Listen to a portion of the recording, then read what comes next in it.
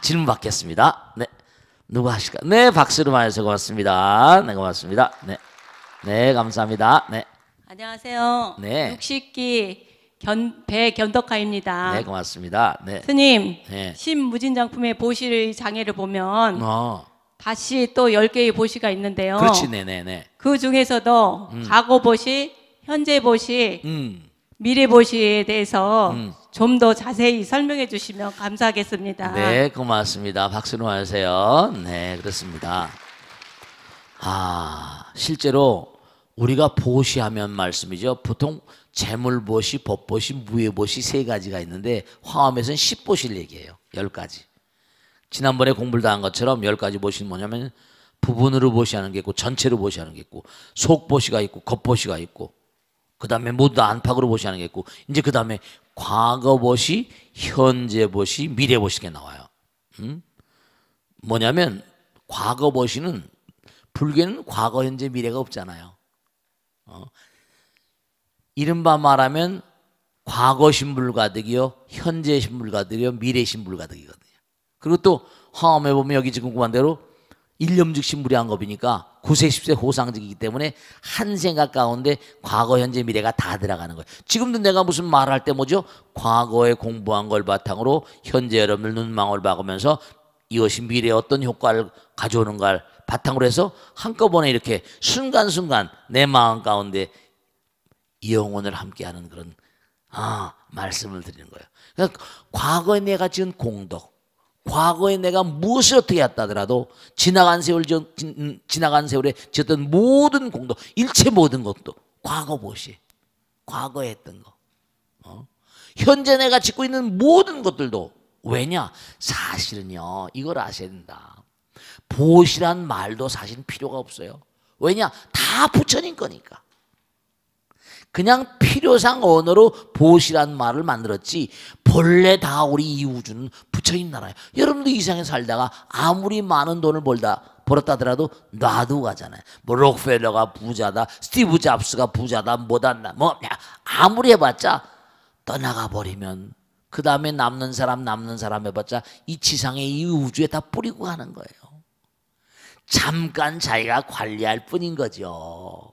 내 거다 네 거다 내로라 니로다 소용없어요. 김정은이가 아무리 난리치고 젊은 친구 한다 하더라도 김일성이 자기 할애비도 죽었고 또 죽었고 과거도 현재도 미래도 내가 저 먼 미래에 공덕을 질 것 그 뭣도 다 나의 모든 걸 보시한다는 건 내 모든 게 다 부처님으로부터 받았으니까. 그리고 여러분은 지금 부처님이고 살아있는 게 육신을 가진 부처님인 거예요.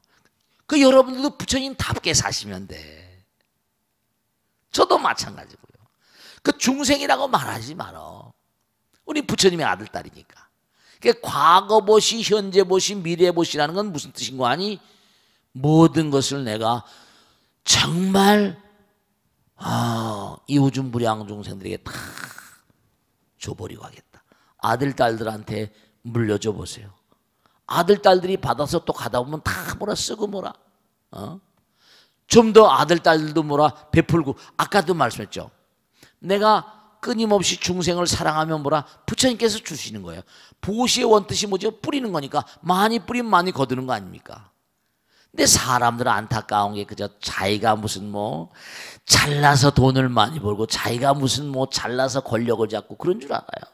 그게 아니라 그 사람이 얼마나 많은 사람들이 이바지하는가, 헌신하는가. 그것에 따라서 부처님이 주시는 거예요.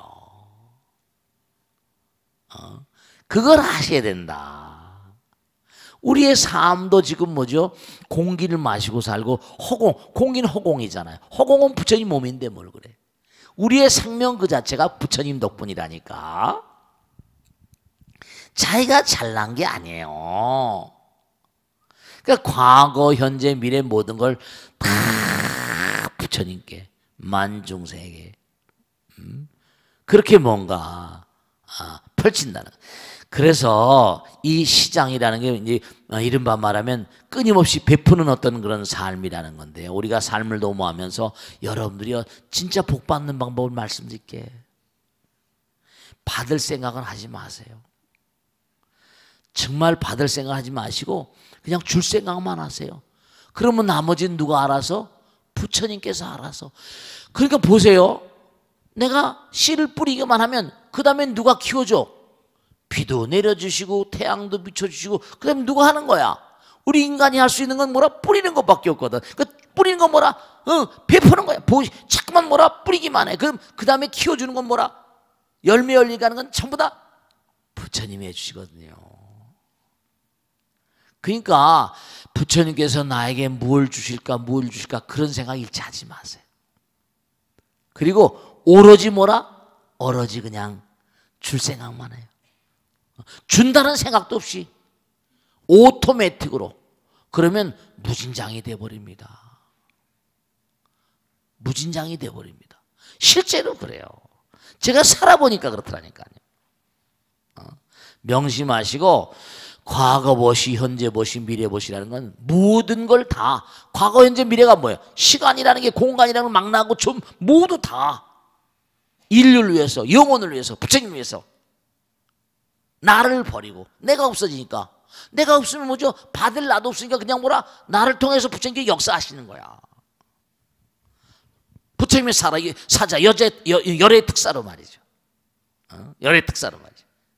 그렇게 하시고 몸과 마음을 다해서 그저 남에게 많은 사람, 나도 남도 없고 그저 내가 이 세상에 뭔가 많은 사람에서 뭘 할 수 있을 것인가, 그것만을 자꾸만 물어보면은 정말 되세요. 잘 되세요. 영험이라는 게 뭐, 실제로 그렇습니다. 진짜 해보시라니까. 아시겠죠? 자, 다음 질문 받겠습니다.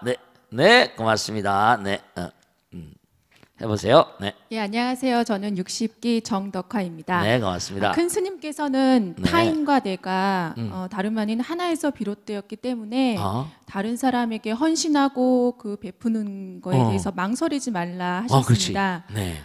그런데 그 처음에는 고마워하던 사람도 거기에 익숙해지면 그걸 당연시 여기기도 하고요. 그리고 제가 모처럼 마음을 크게 내서 한 것이 그 사람에게는 너무 쉽게 쓰여져 버리는 게 아닌가 하는 그런 섭섭한 마음이 드는 것도 솔직한 마음인데요. 그렇지. 이럴 때에는 어떤 마음가짐을 해야 할지 큰 스님께 가르침을 청합니다. 네, 박수로 하세요. 네. 그러니까 보살님이 그런 마음으로 사신가 얼굴이 이렇게 예쁘게 나오신 거야. 있잖아요. 여러분 이걸 아셔야 된다. 중요한 건요, 내가 뭘 주면 그 다음에 잊어버려야 돼. 내가 뭘 줬는데 그 사람이 잘 썼다 못 썼다 그 다음에 자꾸만 해주니까 그냥 무슨 고마움도 모르고 고마움을 안다는 것 자체가 이게 이른바 말하면 아직 완전히 준 게 아니에요. 내가 줬으면 고만이잖아, 그렇지? 그 사람이 쓰는 건 이런 건 있어요, 여러분들요. 중요한 거는 뭐냐 하면은 그 사람이 그걸 잘 써주길 바라는 건 나의 바람이죠. 물론 나 국민들도 세금을 내게 되면 각 부서에서 잘 썼나 안 썼나 감사 같은 걸 하긴 하지, 그지? 그런데 중요한 건 내가 남에게 베푼 것이라고 한다면 정말 가만히 보세요. 하늘에서 비가 내리잖아, 그지? 비가 내려. 그럼 비가 내리면 우리가 수돗물을 쓰고 하는데 물을 낭비하고 물이 다 돈이라고 그러잖아요. 그죠? 근데 사람마다 중요한 건 그가 잘못 쓰면 또 그가 공덕을 감하는 거거든. 안타깝긴 하지만 그건 내 손을 떠나가 버린 거예요. 발받고 복을 받는 건 그 다음 문제지. 우선 중요한 건 나는 줬다 말았다, 양이 많다 적다 이런 거 잊어버려. 그리고 나아가서는 뭐냐면 준다는 생각도 잊어버려야 돼. 주면 받으려고 하잖아. 그러니까 하나라는 말은 나남이 없으니까 준다 받는다 크다 작다 전부 상대성이거든. 상대성을 떠나버려야 빛이 되거든. 지난번에 상대성 원리 얘기했잖아. 상대성 원리 뭐라? 질량의 세계에서는 빛의 속도를 능가할 수가 없다 이거야. 그러니까 질량을 넘어가야지 빛이 되는 거거든. 그 빛 에너지는 이코노미 자성이 되는 거거든. 그 내가 찬연한 빛이 되는 부처님 되는 건 뭔고 아니? 그렇게 되면 빛이 돼 버리면 무한이 돼 버리거든. 그러니까 나가 없어져 버리면 이른바 말하면 상대성도 없어져 버려. 그러니까 이른바 크다 작다 많다 적다 잘 썼다 못 썼다 이런 게 없어져 버린 거예요. 그걸 팔풍이라고 하는데 이익을 봤다 손해를 봤다 무슨 뭐 누가 날 칭찬했다 비난했다 무슨 뭐 포상을 받았다 무슨 뭐 이런 등등의 모든 것들이 다 없어져 버리는 거야. 그러니까 스님 그게 어떻게 쉽겠습니까? 쉬우니까 잠깐만 연습을 하는 거지. 연습이 대가를 만들어. 그러니까 그 보살님이 많이 베풀고 하는 건 너무 아름다운 거지. 근데 한 번 주니까 그렇게 얘기하는 사람이 있어요. 자꾸만 뭘 주니까 그냥 더 옹야옹야 한다고 말이지. 주면 줄수록 그냥 주면 줄수록 뭐라고 한다 뭐 그런 게 있잖아. 그치? 주면 줄수록 뭐 옹야옹야 한다든가 뭐 그러니까 그런 생각도 버려. 그 마음이 우선 가난한 거야. 오늘 무진장품 공부했잖아요. 그지? 부처님께서는 정말 몸과 마음을 다해서 베풀고 펼치면 그러니까 미국의 최대 자선가들이 전부 다 최대 부자들이라는 거 아니야. 전생에 많이 닦아본 사람이야. 스님이 가끔 법회 때마다 얘기하잖아. 우리가 100억, 200억, 뭐 1억, 2억도 굉장히 힘든데 53조 원을 인류를 위해서 쓰겠다. 이런 젊은 친구가 있어. 저커버그 같은 친구가. 그 친구는 53조 원을 다 인류에 쓰는데 그 받아 쓴 사람이 하도 많은 돈인데 잘 쓰니 못 쓰니 이걸 갖다 못 쓰면 어떻게 할까? 어떻게 하겠어? 잘 쓰라고 주겠지, 그지? 지금도 바로 그거 아닙니까? 나라에서 무슨 예산을 집행했는데 어디서 그 돈을 받아가지고 잘못 써가지고 감옥 간 사람이 한둘 아니잖아. 그다 벌 받는 거야. 그 스님 그럼 내가 베풀었는데 그 사람이 잘못 쓰면 어떡합니까? 정말 안타깝지.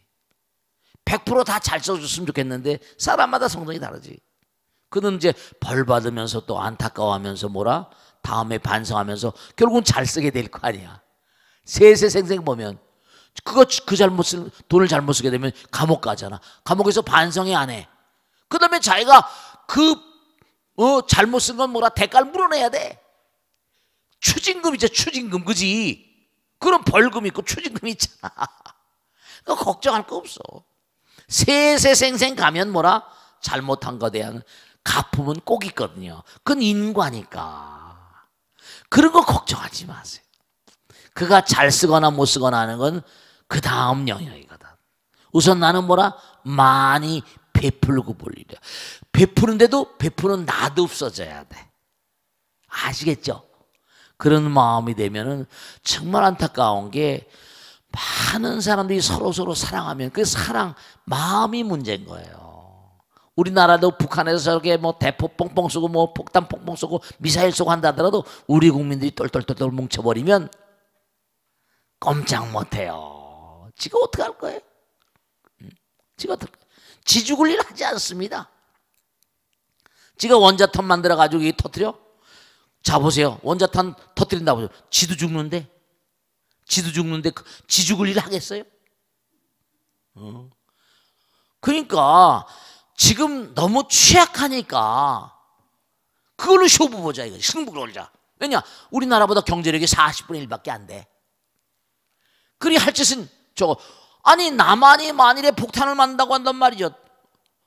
금방 만들어 버립니다. 원자로를 다 만들었는데 원자로가 몇 기야? 원자로 만드는 거 방법은 똑같은 거예요. 그 까불다 자기도 죽어. 함부로 못해요. 절대로. 지가 저렇게 바보 같은 짓 해봤자 아무 소용도 없는 짓을 자꾸만 저렇게 해서 말이지. 그게 뭐가 얼마나 좋다고 말이지. 이제 점점 가다 보면 뭔가 자기도 깨달을 거라. 완전 이제 봉쇄라고 말이 이런 작전으로 계속 나가다 보면 두고 봐야 알겠지만. 자, 익명 게시판으로 올라온 사연입니다. 스님 저는 결혼 8년 된 30대 후반의 주부입니다. 남편과는 동갑이고 아직 아이는 없고요. 막연하게 올해나 내년쯤엔 아이를 낳고 싶다고 생각하고 있습니다. 그런데 과연 제 남편이 아이의 아버지가 될 만한 사람인지 모르겠어서 이렇게 스님께 사연을 올립니다. 저희 남편은 술을 너무 좋아해서 불과 재작년까지만 해도 새벽이 되어야 인사불성이 되어서 집에 들어오는 게 일주일에 서너 번 이상이었습니다. 안타깝네요.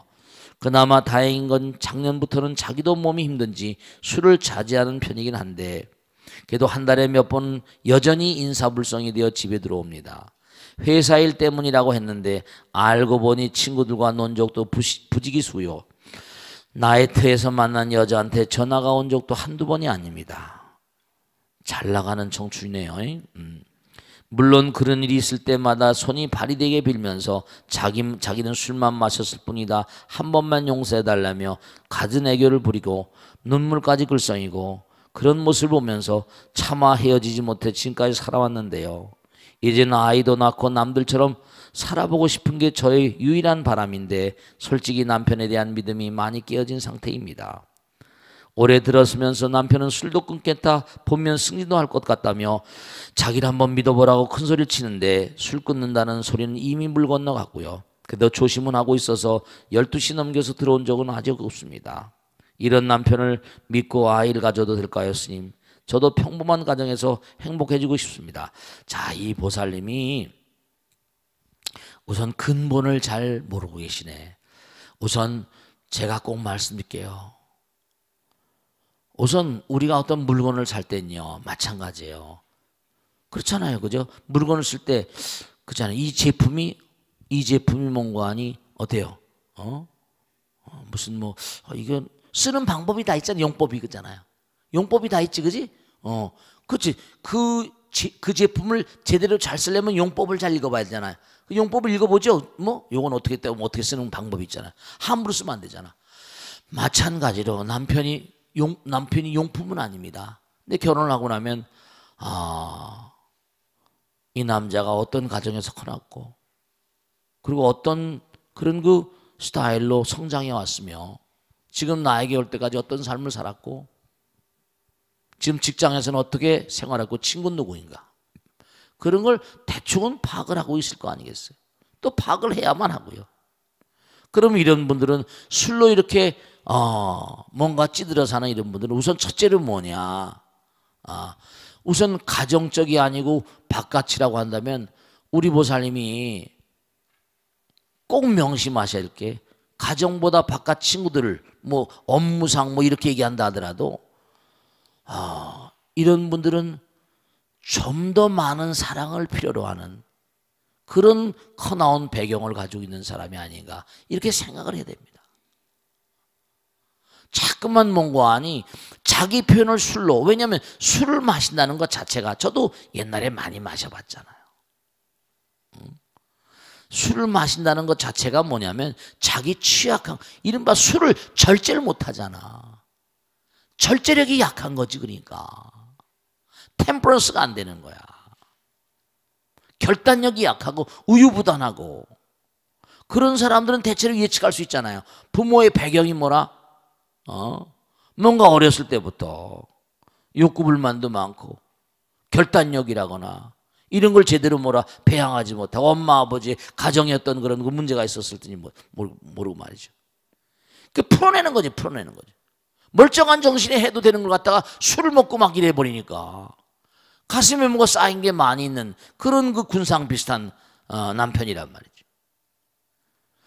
그러니까 이런 분은 뭔가 아니 정말 일생을 살다고 한다면 하염없이 엄마의 마음으로 자꾸 보듬어 안고 말이죠. 아내를, 가정을 소중히 여길 수 있는 말이죠. 충분히 대화를 나눠야 되고. 왜 꼭 술 먹고 난동 피우고 이런 친구들은요, 전부 다 취약한 친구들입니다. 커나온 배경들이 원만치 못한 사람이 대부분이에요. 실제로 그렇습니다. 좀 더 보듬어 안고요. 왜냐하면 진지한 얘기로, 그래도 뭔가 아니 보면 여기 아까 있잖아요. 술을 끊겠다 그러고 가정을 뭔가 이렇게 손이 발이 되게 빌기도 하고, 그 아내를 사랑하는 마음이 있네요. 눈으로 손을 잡고 말이죠. 여보, 정말 남편이 우는 게 아니라 내가 울어봐요. 자기가, 여보, 우리도 애기도 갖고 이래야 될 텐데. 술을 많이 마시면 정자도 나빠지고 아이가 또 문제가 생긴다는데 이제 정말 그러지 말아봐. 알코올이라는 게 정말 정자가 나빠지거든요. 진지하게 말이죠. 같이 일생을 살 거고 하는데 말이죠. 왜냐하면 마음이 물질이거든요. 그러니까 마음이 취약하니까 술로 자꾸만 해결하려고 하는 거예요. 그러니까 환멸, 그러니까 이렇게 여기 아까 말씀하셨잖아요. 이게 제가 이걸 보고 이제 말씀드린 거예요. 포기했다 그러는데 그럼 포기했으면 남편을 포기하면 자기를 포기한 거예요. 자기 인생을 포기한 거라고요. 이런 말을 함부로 쓰면 안 되는 거예요. 무슨 포기를 해요? 같이 일생 동안 같이 가기로 뭐 약속을 해놓고 이혼을 하거나 뭐 이런 사람들 보면요 환멸을 느낀다고 포기를 느낀다고 그럼 내가 그럽니다. 꼭 그럼 당신은 당신의 인생을 포기한 거다. 앞으로 또 다른 남자 만나가지고 얼마나 잘 나갈지 모르겠지만은 당신의 인생에 환멸을 느끼는 거지. 한 덩어리로 하고 깨진다는 거. 그만큼 당신은 뭔고 하니 당신의 인생 자체에 대해서 무책임하고 말이지. 그 남에게 대해서 환멸을 느끼고 이렇게 한다면 이런 사람들은 뭐냐면 자기 자신의 인생에 대해서도 말이죠. 남에게 대해서 비판적이고 부정적이고 긍정적이 아니니까 이런 보살님들은 이런 스타일의 사고방식을 가지신 분들은 자기를 한번 좀 돌아볼 필요가 있어요. 이게 뭐가 남편의 문제가 아니라 뭐라 상당 부분 뭐라 나의 문제이기도 하다. 내 책임도 있겠구나. 이분이 어떤 분인지 모르겠지만 글에 올라온 건 보면 훌륭한 보살님, 굉장히 이지적인 보살님 같은데 뭔가 나를 놓고 버리는 마음이 되면 남편도 술도 덜 마시고 아내를 더 사랑하게 될 겁니다. 아시겠죠? 자, 질문 받겠습니다. 네, 고맙습니다. 네, 박수로 맞으세요. 감사합니다. 네. 안녕하세요, 스님. 네. 저는 59기 임수선정입니다. 네, 고맙습니다. 스님 늘 건강하십시오. 네, 감사합니다. 네. 스님, 네. 불교 서적을 보다 보니 진울 스님의 정해쌍수라는 말이 나오던데요. 그렇습니다. 어떤 의미인지 좀 더 자세히 알고 싶어서 질문 드립니다. 네, 박수로 감사합니다. 맞으세요. 고맙습니다. 네. 근데 이게 참 중요한 얘기인데요. 이제 지금도 마찬가지예요. 우리 스님들 가운데도 선정, 참선만이 최고다. 교학, 이른바 지혜, 해란 말은 교학, 이른바 말하면 공부. 우리가 이제 교종선정 그런 거 있지, 그지? 교종선정.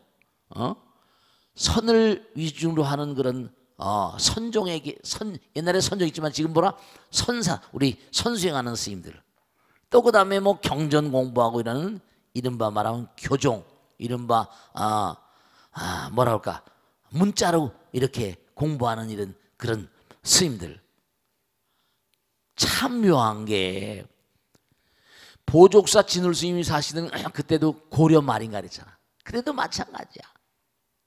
저 먼 신라 때도 하여간에 수행을 하고 참선하는 스님들은 나름대로 참선하다 보니까 몸과 마음에 뭔가 체험이 있잖아. 부처님 세계에 대한 어떤 체험이 있잖아. 그러니까 그것만이 최고라고 하고 또 뭐냐면 교종을 하는 사람들은 뭐냐 참선한 종들이 입도 한마디 뻥끗 못한다고 말이지. 참선만이 최고냐고 말이에요. 84,000 대장경 뭐냐고. 이게 서로 선종과 교종의 다툼이 굉장히 자심했습니다. 그게 상당히 심각했었어요. 고려 말 보조 스님 살던 당시에 그랬습니다. 그 당시도 굉장히 그래가지고 보족사 진울 스님이 이래서는 안 되겠다 싶어서 이른바 정해쌍수 교관섬수 교관겸수라고 그래가지고 이른바 말하면 선정과 지혜 즉 선정과 교학이라는 게 이른바 선은 부처님 마음이고 교는 부처님 말씀이다. 뭐 이래 가시면서 그걸 이제 하나로 아우르려고 하신 거죠. 제가 하나 말씀드릴게. 중요한 거는 옛날에 이른바 말하면 나라 전체가 다 불교밖에 없었어. 그랬을 때도 뭔가 아니 이렇게 참선만 해가지고 뭔가 나름대로 어떤 경지를 본 그런 사람들. 옛날에는 뭐냐면 불교라는 게 이른바 말하면 호국 불교니 왕실 불교니 그래가지고 신라시대 때만 해도 뭐죠? 고려 때는 전부 다 뭐예요 이게? 승과 고시를 봐가지고 스님들도 전부 다 뭐예요? 고시 파스해야 돼. 수준이 높았지. 그리고 전부 다 이른바 말하면 나라에서 옹호하는 판이었거든. 그랬었어요. 그랬는데도 교종선종이 치열하게 싸웠다니까. 근데도 자기들끼리 기가 막힌 건 뭐냐면 백성들이 우리가 지금 경전 같은 거 종이가 흔하니까 경전도 만들죠. 신라 고려 때는 종이가 보배야, 보배. 이른바 말하면 만드는 것도 제법이 힘들었거든. 그러니까 일반인들에게 이걸 갖다가 책을 만들어서 뭐 이렇게 인쇄해서, 그러니까 이른바 말하면 그 당시에 뭐가 많이 나오는 거 아니? 지금도 뭐 직지해가지고 활자 같은 거 있잖아. 목활자니 84,000 대장경 같은 어마어마한 나라 돈을 기울여서 그런 걸 만드는 거거든요.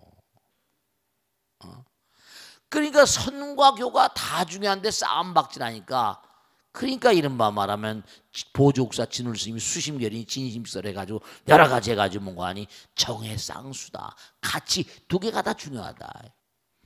그러니까 보조국사 진울스님 당시도 정해쌍수에서 선종교정이 치열하게 싸우는데, 지금도 뭔가 하니 참선하는 스님은 참선만 최고라고 그럽니다. 선방수자가 라고 그러고, 좋아요. 그러면 다 선방에 가 있으면 일반 신도들 1000만이나 되는 불교 신도들은 누가 불교를 얘기하란 말이야. 그래서 제가 능인선언 만들어 틀을 바꿔버렸습니다. 연불도 못하는 중에서 전혀 연불을 못하고 참선만 하더니 틀을 바꿔서 연불하기 시작하고, 능인불교 대학을 만들고 능인불교 학교 만들어서 강의 시작하고, 그러는 바람에 능인선언이 이렇게 많은 분들이 모이게 된 거예요. 그런데 중요한 건 참선이 굉장히 중요하긴 정말 중요한 겁니다. 그러니까 하나로 가는 거예요. 몸으로 직접 부딪고 직지심 견성 성불이 경계고, 이건 이른바 공부를 해가면서. 근데 시간이 나서 정말 몸과 마음을 던져서 할 수 있는 사람은 정말 해보셔야 돼. 그러니까 이게 전부 다 교종과 선정이 다 중요한 건데, 기독교는 가르치기만 해가지고도 뭔가니 설교만 해서도 저렇게 나라 안에 탄탄한 그런 기반을 구축하고 있잖아요. 이슬람도 마찬가지고 매일매일의 삶을 살면서 참선을 위주로 하고 살긴 너무 힘드니까, 특수한 그런 시간이 남는 사람들은 그걸 뭔가 일정한 시간이라 매일가 조금씩이라도 하는 거 굉장히 중요한 거예요. 아시겠죠? 네, 그 정도 해두죠. 자, 다음 질문 받겠습니다. 고맙습니다. 네, 감사합니다. 네. 스님 안녕하세요. 네. 59기 정정영입니다. 네, 감사합니다. 스님 벚꽃대통 매일매일 감사드립니다. 고맙습니다. 네. 스님, 저 친구와 친구 남편이 지난해부터 집 근처 불교대학에 다니는데요. 네네. 벚꽃대통을 자주 본다면서 깜짝 놀랐다고 하더라고요. 네네네. 그러면서 불교대학에서 지금처럼 불교만 공부할 게 아니라 과학 공부도 하면 좋겠다는 얘기를 하던데요. 스님께서는 어떻게 생각하시는지 궁금합니다. 네, 박수를 많이 하세요. 네. 자, 이게 이제 참 문제거리예요. 문제거리입니다. 상당히 문제거리입니다. 제가 이렇게 법회할 때마다 과학 얘기를 많이 합니다. 그런데 제가 과학 얘기를 많이 이렇게 한다고 해서 다른 스님들도 그렇게 할 수 있냐면 절대로 그렇지 않아요. 그것은 폄하하는 게 아니라, 왜냐하면 과학 얘기를 종교에다가 이걸 같이 연결시키거나 같이 하나로 묶으려면 많은 생각의 단계를 거쳐야 됩니다. 많은 그런 우선 불교나 이런 것의 통을 나름대로 어떤 경지를 열어야 돼요. 잘못하면 일반 사람들에게 뭐라? 에이, 저 과학도 제대로 알지 못하면서 이래버려요. 저거 저런 게 아닌데 물리학자는 누가 말이죠. 이래버리면 창피당하죠. 중요한 건요, 탁월한 그런 과학자들이 하나같이 영감을 바탕으로 해서 그런 과학적인 업적을 남기는 겁니다. 그 저는 뭐냐면 모든 게 아까 공부했잖아요. 뭐라 했어요? 1월 보현 일체수예요.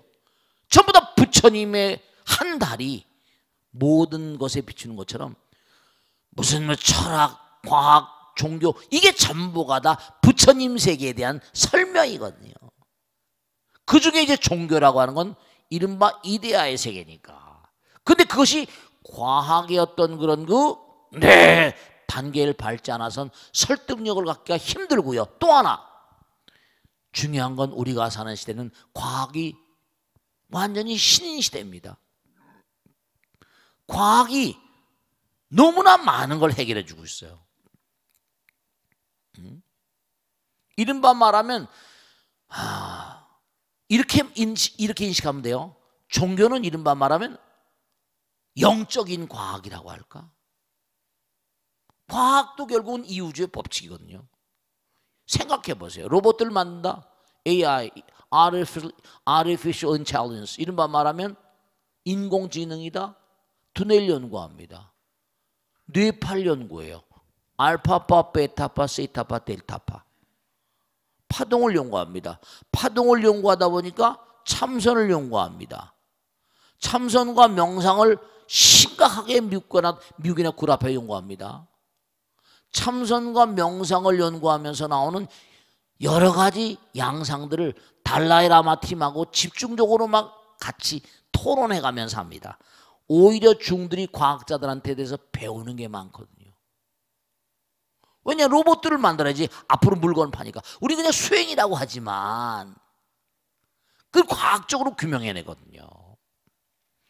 근데 이게 뭐냐, 우선 불교의 거대한 불교의 어떤 흐름을 계통을 나름대로 정립을 해야 되고, 과학을 거기다 뭔가 갖다 설명을 하거나 해설을 붙이거나 할 땐 과학에 대해서 나름대로 이게 하나의 흐름을 가지고 있다는 걸 갖다가 확실히 자기가 뭔가 하니 확신하는 가운데 이거구나 해가지고 같이 설명해서 완전히 하나가 되게 하지 않으면 섣부른 무당이 사람 잡는다고 잘못될 수가 있어요. 그런데 제가 이 벚꽃 대통령에서 계속 과학 얘기를 많이 하고 앞으로도 줄기차게 하겠지만, 왜냐, 젊은 스님들서부터 시작하면 이게 길이 있을 거예요. 계속 하다 보면 스님들이, 왜냐, 지금 과학이 신인 시대거든요. 과학을 모티브로 깔고 가는 겁니다. 그러면 이게 영감과 관계돼 가지고 부처님의 세계, 지금 실제로 뇌파 연구하고 알파파 참선할 때 나온 공진파 얘기하고 뭐 전부 다 얘기하는 판인데, 로봇들을 심각하게 연구하고 있고, 아마 과학자들이 계속 파고들면 지금 로봇도 하고 뭐예요? 이세돌이 하고 바둑 게임 하잖아요. 그럴 때 나온 뇌파의 어떤 여러 가지 양상들 연구하려고 지금 그러거든요. 아마 뭔가 21세기 중반 후반 넘어가면은 아마 획기적인 마음의 세계에 대한 연구가 그렇게 발전해 나갈 거고요. 그리고 또 하나 중요한 거는 우리보다 문명이 발달한 별들이 수도 없이 많이 있을 겁니다.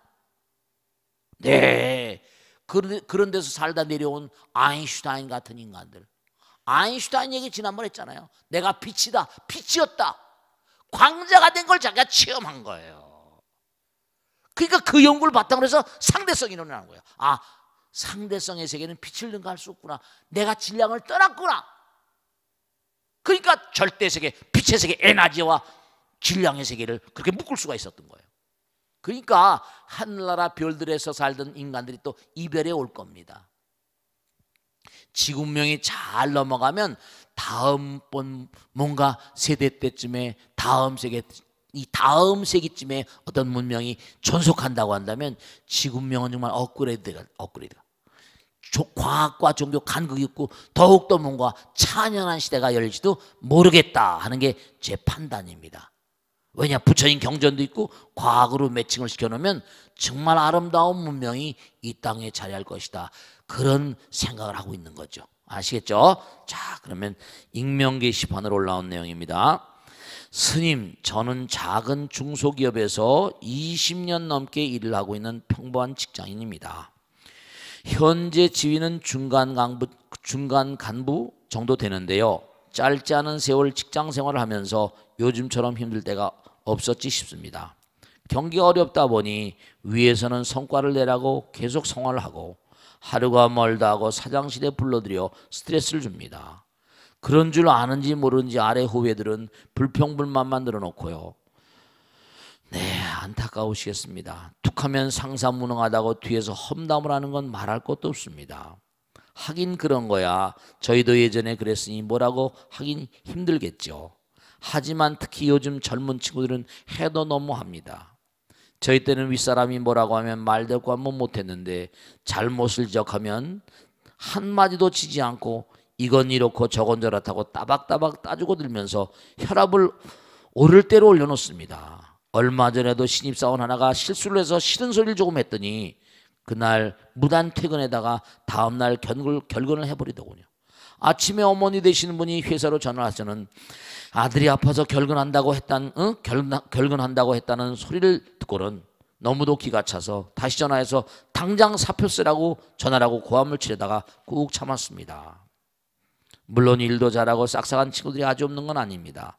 그렇다고 그 친구들만 데리고 일을 할 수도 없는 처지고 제가 나이가 든 건지 슬럼프가 찾아온 건지 출근길이 조금 더 신이 나지 않습니다. 스님, 이런 상황은 어떻게 이겨나가면 좋겠습니까? 네, 이렇게 질문하신 분은 아마 진보를 위한 지금 발걸음을 내딛고 계신 분이라고 말씀드릴게요. 왜냐하면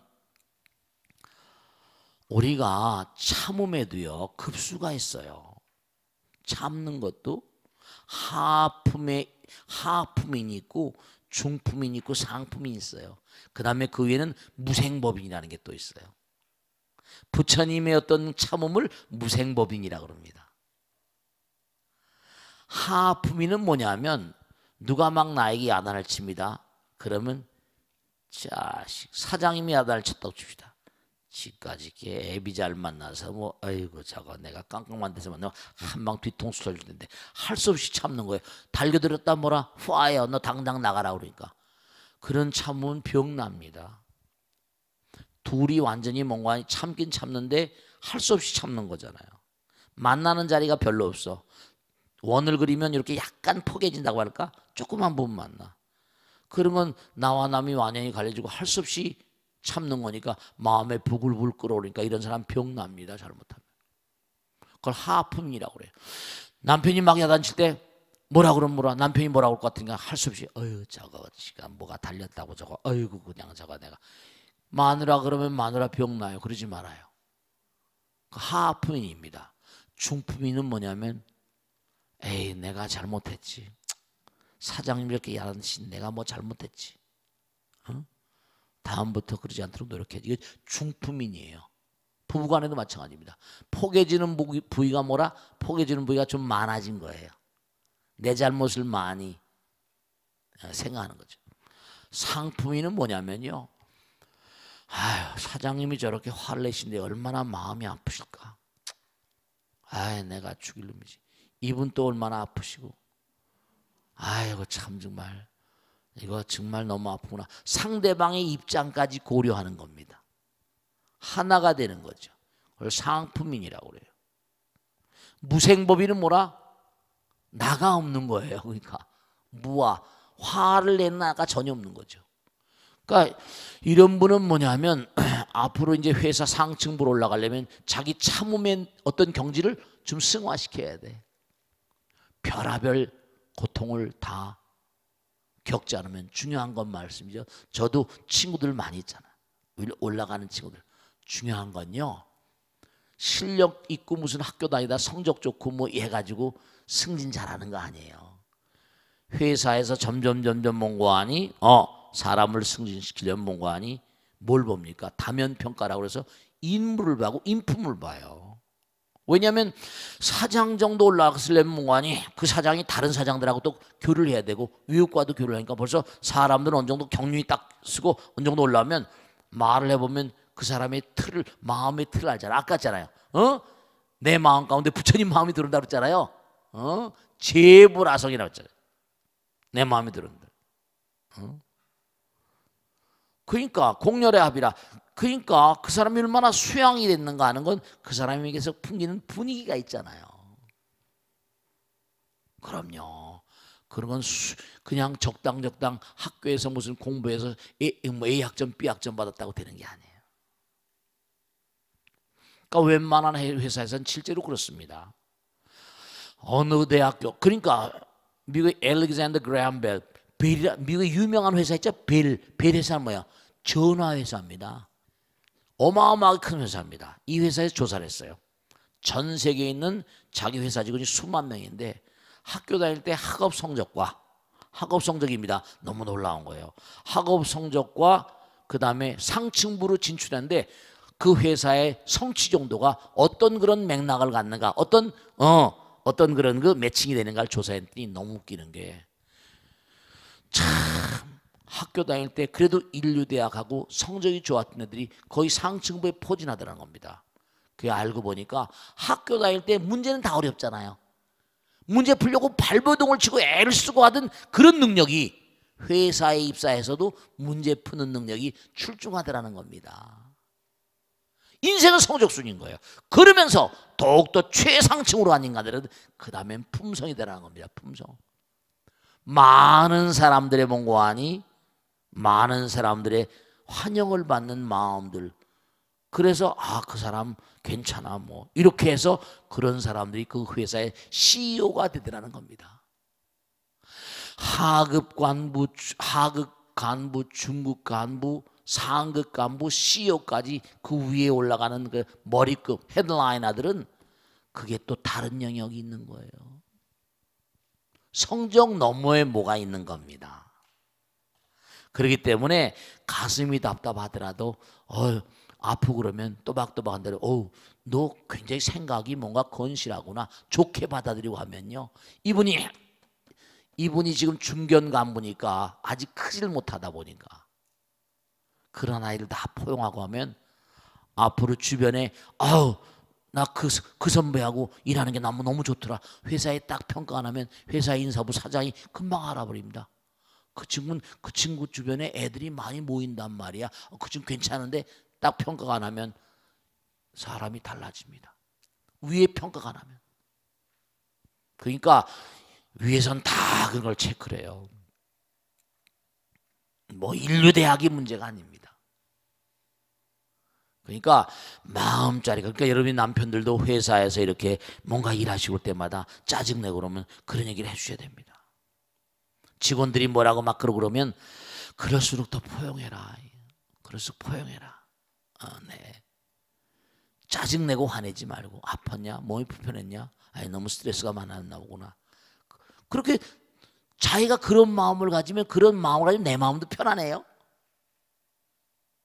내가 상대방을 수용해주면 내 마음도 그릇이 넓어진다고요. 내 마음도 좋아져요. 풍기는 분위기가 달라집니다.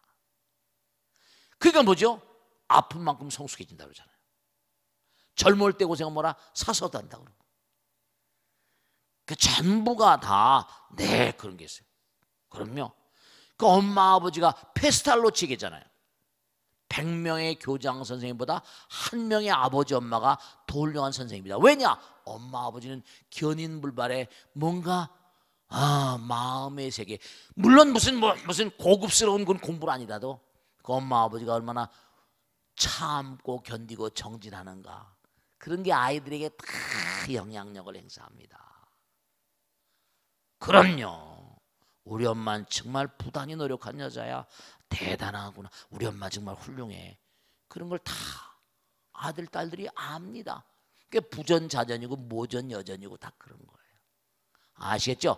그러니까 이분은 mon고하니 좀 더 참고 하품인, 중품인, 상품에서 정말 무생법인까지 그런 단계를 내가 발견하겠구나. 나도 지금 크고 있구나. 그런 생각을 하시면 이분의 앞날에도 좋은 그런 서광이 비춰올 것이라 확신합니다. 자, 오늘 여기서 모두 끝냈습니다. 대단히 감사합니다. 성불하십시오. 고맙습니다. 마치겠습니다.